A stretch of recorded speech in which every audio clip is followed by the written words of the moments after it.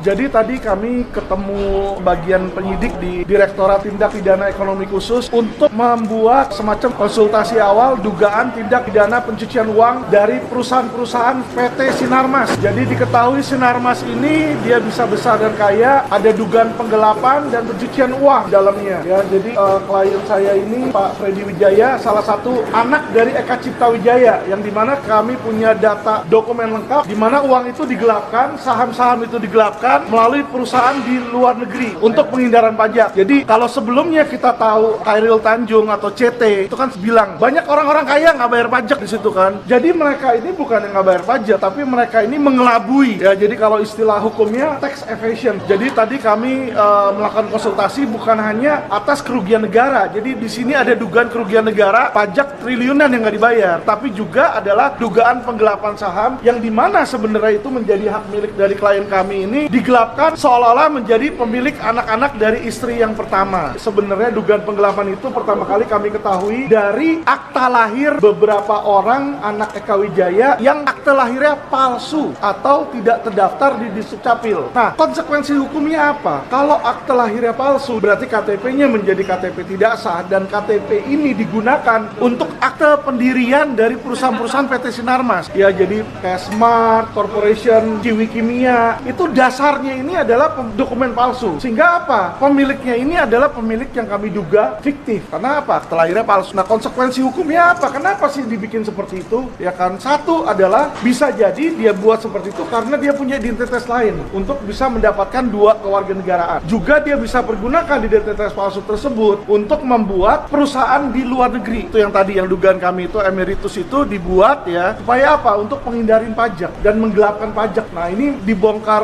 mulai terbongkarnya karena dari situ awalnya kami melihat mengetahui bahwa ternyata akta lahirnya itu palsu. Untuk apa orang kaya konglomerat bisa bikin yang asli, ini kok bikin yang palsu?